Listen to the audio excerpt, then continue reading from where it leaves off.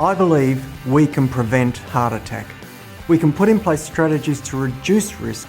We can literally plan to change your future. Welcome, my name's Doctor Warrick Bishop. I'm a cardiologist, I'm an author and a keynote speaker.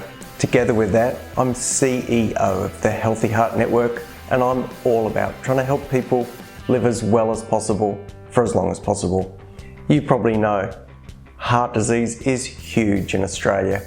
Every 20 minutes someone suffers a heart attack, and we know that over 20 people per day die from heart disease. This is on a backdrop of over 9 million people globally being impacted by this condition. Truthfully, most of these could probably have been avoided if only we knew what to do. Well, this podcast is all about helping you understand better where blood pressure, weight, cholesterol, and all the other bits and pieces around there can help, together with general health literacy for general better health. I am on a mission to impact not just heart health, but general health on a global scale. If you enjoy this podcast, I would be honoured for a 5-star review, and you can share it with your family and friends. Who knows? It may well save someone you love. Hi, my name's Dr. Warrick Bishop, and welcome to my podcast and videocast station. I really do appreciate you taking the time to tune in. I hope you find today's podcast interesting, and it's about eating times and restricted eating patterns. Now, I've probably touched on some of this before, but an article came past my desk in the last week and related to a number of recent studies which looked specifically at the timing of eating and the intervals of not eating, or restricted eating, if you like. So I'm not sure what practice you follow yourself. I'd be interested to know. By all means, drop us a note, either through the information email, which is info@drwarrickbishop.online. Drop us a note and let us know, or through the Facebook group, which is Know Your Real Risk of Heart Attack. Join that and let us know. Interested to know what you do for your own eating patterns. Now, these particular studies looked at people eating earlier in the day versus later in the day, and there's no question that eating later in the day seems to carry more problems.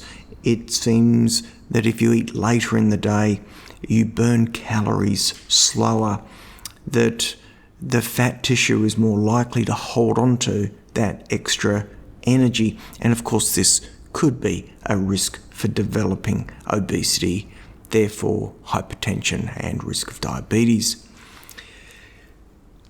What the study also did was look at when people ate and looked specifically at restrictions of eating, and one of the restrictions they tested was to restrict people eating within a 10-hour window, which sort of means if they ate for their first meal, for example, at 12 midday, then they would have to consume their last meal at 10 o'clock at night. Well, of course, that's just a 10-hour window, and that's late eating, so it's probably not what people would be doing. But if they had their first meal at, say, 8 in the morning, then 10 hours onto that would be 6 o'clock, and that's sort of what this research was about. They looked at firemen doing this, and particularly firemen, because of their shift working activities, they tried to put that, if you like, restricted eating pattern in place. Well, they found that by restricted eating, they improved blood pressure, they improved blood sugar levels, and some of these firefighters lost weight, and when they looked at the cholesterol, they even demonstrated an improvement in cholesterol particle size.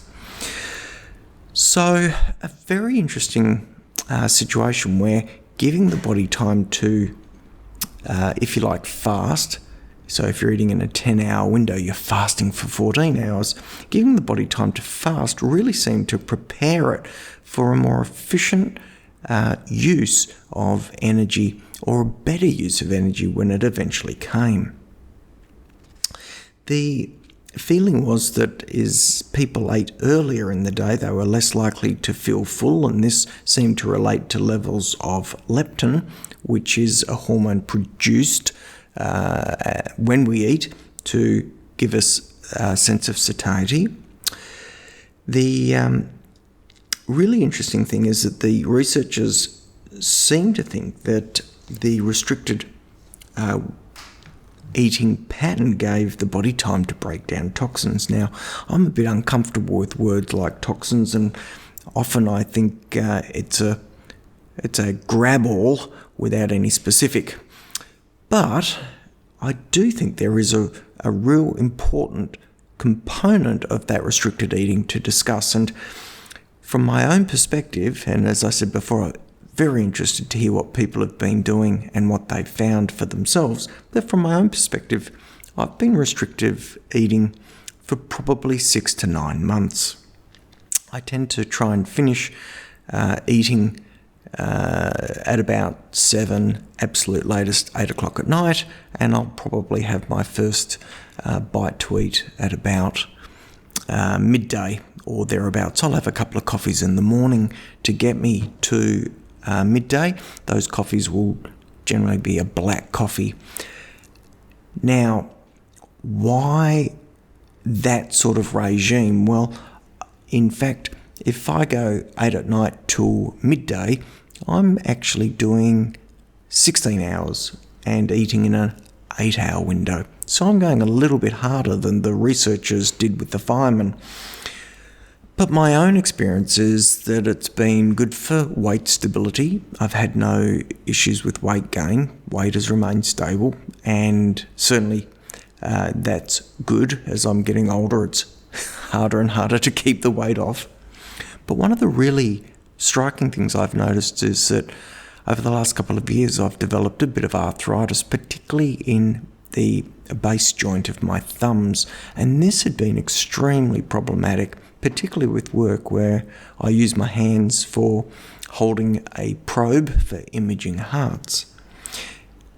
The very interesting observation, and it's only an observation and potentially an association because I don't have a cause and effect, but one of the interesting observations is that inflammation in my hands over the last 9 months while I've been restricted eating appears much improved.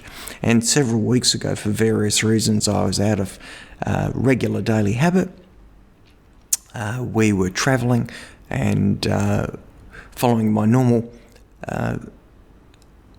16-8 regime just didn't work very well, and I dropped off, if you like. I went back to a more normal eating pattern, and literally within the course of a week, I noticed a change in the arthritis of my hands. Now, why is that important? Well, I think that restricted eating, that fasting time of 14 hours in these papers that I'm talking about, or 16 hours in my own practice, that period of time gives the gut the chance to stabilize. And we've talked about gut microbiome before, and I think the stabilization of that gut microbiome improves the health of the gut. It reduces gut permeability, and there seems to be compelling evidence that gut permeability is linked to inflammation in all sorts of ways throughout the body, impacting not just joints, as I seem to observe myself, but also brain and other organs. So a really interesting set of papers. I think they validate the practice that I've been following and what I often share with my patients, which is looking at restricted eating and not eating too late at night. I think the role of that, or the benefit of that, may be more related to gut microbiome and gut health than clearing toxins, which I think is a non-specific generalised term, but a nice bit of research which really validates and supports what I tend to do myself and what I've been recommending for patients. I'd love you to think about it, and please drop us a note one way or another and let me know if you do explore this sort of eating, if it has appreciable benefits for you. For example, weight loss, for example, better energy levels, for example, clearer thinking, perhaps even, like me, an improvement in aches and pains. Well, that's about it for now. I hope you've enjoyed this. I really do appreciate you tuning in. As I said before, please subscribe if you're interested, and if you know someone who might be interested in this sort of information, please share it with them. If you've got any queries or questions, drop us a note at info@drwarrickbishop.online. Again, as I said before, please feel free to join the Facebook group, Know Your Real Risk of Heart Attack. For now, though, I'm going to wish you the very best. Until next time, I hope you live as well as possible, for as long as possible. Take care, and bye for now. Ever wonder what your risk of heart attack is? After all, it is the single biggest killer in the Western world. It accounts for 9 million deaths globally, and the scary thing is it seems to be able to affect anyone. Well, if you're interested in knowing more about your risk and understanding more about precision around that, please check out a free risk check at www.virtualheartcheck.com.au.